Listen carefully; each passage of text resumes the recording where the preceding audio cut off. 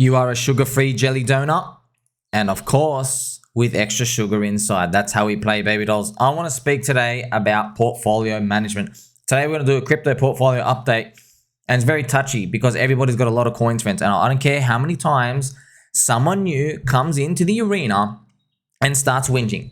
You're going to hear it from me. 90% core, 10% lottery.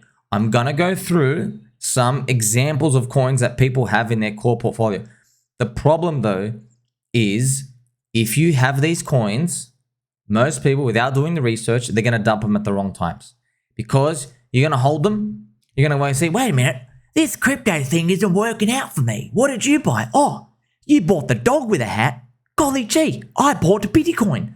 You understand? So you have to do the groundwork and the research. But if you want to know what's in 90% core portfolio, friends, it includes things like, and you've got to do the ratio yourself. Bitcoin, Ethereum, layer 1 chains, okay, layer 1 coins. So you could have, for example, I'm not even going to write Sol first because everyone else is. It could be BNB, it could be Phantom, it could be PulseChain. Yes, you could have Solana. You can have anything you want, Cardano, whatever it is, DOT. There's so many, okay? You can also have DEXs in here if you want. You might like, for example, you might like PulseX as more leverage on PulseChain. You might also like Uni, even though it's fake DeFi. Okay, you might like these things. You might also have DeFi sector, but this is a problem. The problem is it's blue chip to me, but it's not blue chip to everybody else. This is where the game gets hard, friends, because the DeFi sector has all the TVL, which is total value locked in crypto. It's just their prices aren't responding. So people think, well, they're scams, they're dumb. So you see, the game gets very sensitive here. But if you wanted to do your own research, you could go to DeFiLlama.com. Click on overview, all right? Click on overview and you can go and check out the TV offense. What things have the most money committed here? You have Lido DAO, you have Maker. Here's the problem, their coins suck. Their coins are trash. Here you have Aave, DeFi as well. The coin isn't moving. Uniswap as well. You have Rocket Pool, which is one of my prophecies, did like 100x, okay? So, see, it's not so easy just to go through and go, well, these things are good because you don't really care. Like, see, okay, these coins have good fundamentals. All right, sweet. Are the prices moving? Nope. All right, I'm out. That's literally most people's thought process. So it is very touchy subject, friend. There's too many coins. There's just too many coins out there.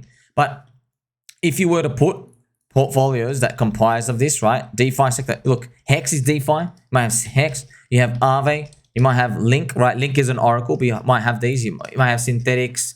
You have Curve, whatever. Okay, you have to decide any of these. I know, just putting out all these coins, but this is an example of core. Now, here's the thing. First thing people are going to say was, no, they're trash. They're not moving. Well, now you're going to learn the hard way if you keep continuing with this thought process.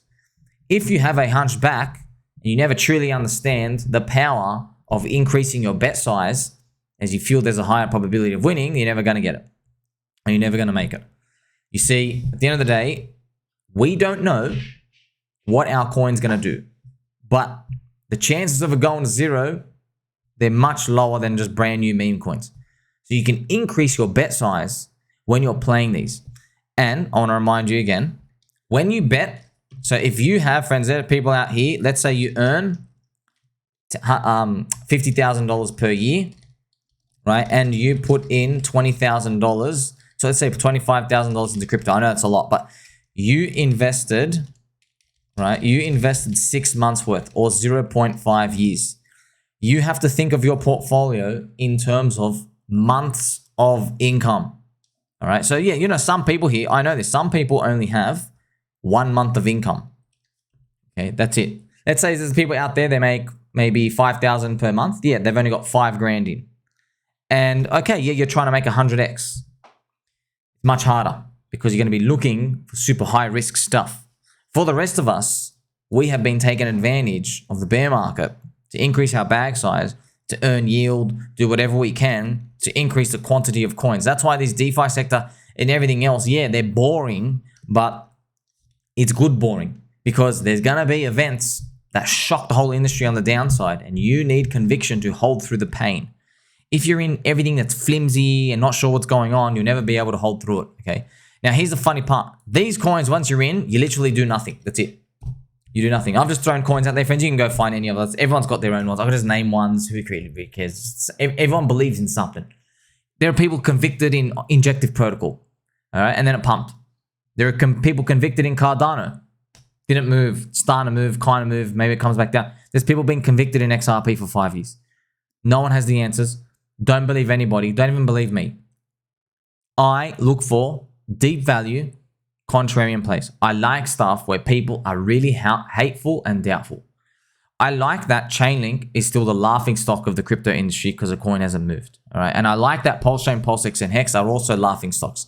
I like that. So that's just me buying, like, give me super cheap prices because I know that I have a good margin of safety. I know that if Bitcoin eventually hits 80K, when the attention eventually comes around, it's like just like a beast in the jungle, just looking its eyes. When it comes around coins, people want to come for it because there's a community already there. That's what I like seeing. Now, of course, what are we all here for though? So you have your core, 90% core, all of these. Well, the next part, right? Remember we went through 90% core, 10% lottery. Now, it's a crazy part, but this is the truth is no one cares about the core after this point. Most new people. Why? Because we're already in. We can't really get that much more excited, can we? The new people coming in, they're here for the lottery coins. They're going to try the core coins. They're going to buy into stuff and then they're going to board them real quick because they realize, oh gosh, how much did you enter with? Because it depends, there's going to be people putting in like $3,000 and they're going to put in $300 into 10 coins. You know, you're like, wait a minute, you might out there have $3,000 in one coin. Whereas other people have $300 coming in. So they don't get really excited. If you do a 10x, they're like, oh, my $300 become $3,000. It starts to get a bit excited for them, but not really. You see that? So everybody's at a different place. But just know that everybody around you has big sizes too. That's why everyone's going to fall into the trap of just hunting only lottery coins. But this lottery coin component is literally absolute trash. That's it. Absolute trash that pumps. That may pump. Here's the thing too. You know how there's a boring sector for core coins? Sure, it's boring and whatever. Lottery coins, friends, I'm bored of it because there's just too many. It's so pointless. You know, speak to any person, friends. You won't have a crossover of any lottery coins out there. You won't. Somebody in PulseChain might have like all the PulseChain meme coins. There's people in Solana, they'll have like there's like a 50 or 100 different meme coins there. On Ethereum, there's 1,000. There's new coins, new communities, and then they die, and the founders go and leave. They go make something else. It's just over and over. It's real too much of a headache. But there is a strategy that we're waiting for. That's why I'm making this video to tell you. A lot of people say to me, "What are the lottery coins?" Hold your horses. In the past, and we have evidence of this, friends. In the past, the lottery coins usually start to appear. Okay, when Bitcoin breaks the all-time high. But that might be a bit too late for us, okay? So you're not going to wait all the way until Bitcoin breaks that. So what I've noticed has been happening is, now we've seen it too many times this year. In the Bitcoin halving year, that's really good for risk, okay? Coupled with the fact that we can see this pattern now. When a spear goes up, or a core coin, you know the core coins, it's a spear, it's like a tip of spear. That's why we say, it's, you know, spear's got like the sharp blade at the end. It's like it leads the industry. So when we say something's a spear, it means it's a leader. So when the leader moves, for example, oil is a spear of commodities, right? The US is a spear really of the world stock markets, okay? US bonds are also the spear as well. Wherever the US Fed usually goes, everything else follows. Bitcoin is a spear of the entire crypto health industry.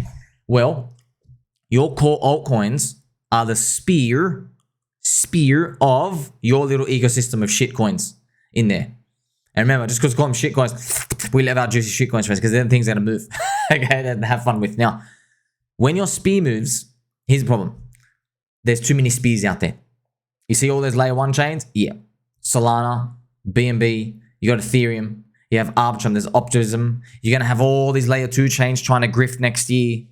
Mantle, Cantos, all of these. And if you want to see these names, friends, you don't have to know them off by heart. You go to Dex Screener, go to the very, very left-hand side. Look at all these. Bang, bang, bang. And there's going to be more, friends. They're literally adding like another 40 more because there's chains that exist. Just a lot of them don't have coins yet. So they're going to come, try, get activity. See all of these things. Wow. It's tough, right? So all of these chains exist. There's all these things coming out. But the pattern is once something catches a narrative, which means, another way, friends, let's get a formula. Pretty much Once it does like its third green monthly candle in a row, that third green monthly candle is big, which is what happened to Solana, and I'll actually show it to you right now. Once you get there, people go straight to the poopy coins. So this is Solana, right? This is 1, 2, 3. This is Solana moving at the end of November, but the big one came in December. Have you noticed that? And the biggest candle has all the memes, but it's at the actual end. So it's very, very short-lived. See, these people playing in Solana, they think, oh, we're going to have 6 months of playing around in meme coins. No, it's literally more like 6 days, and then it's all over. It's just that it feels like it goes forever and ever, and everyone's like, I'm printing so much money. Oh my gosh, I'm printing. They think they're printing, fans. They're holding bags. They're going to get wrecked. Okay, they're going to end up buying dips on the way down, and they realize they get conned. That's always what happens. So that lottery section, that's the strategy that we're going to play. Now, funny enough, I invented this strategy early in the year.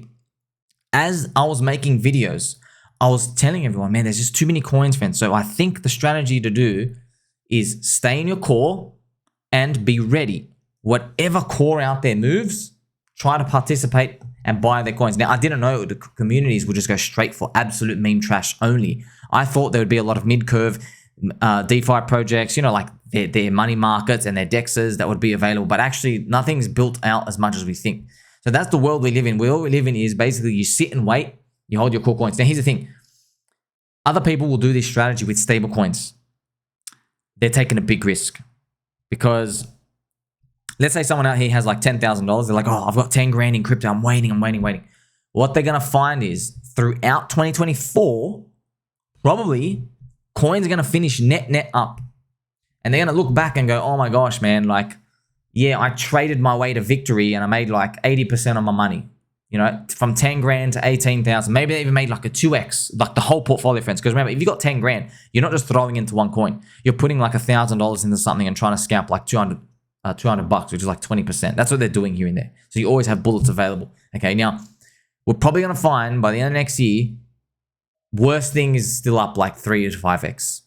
So people, even with that 10 grand, they're going to look back and go, oh my gosh, you know, if I just deployed my 10 grand, I would have like $50,000 top tick by the end of that year. Instead, I kept trying to trade it. Okay, so that's somebody who doesn't want to take risk at all. There's also the next level after that. It's the Bitcoin holders. Because Bitcoin holders still think, oh, I'm going to get so much money. So Bitcoin will still be net up next year. But people in Bitcoin land, okay, with everybody under like a 200 grand portfolio, they're going to be saying, man, if I just held Ethereum. Because what we might find happens is with Ethereum, okay, I'm going to show you the ETH-BTC chart.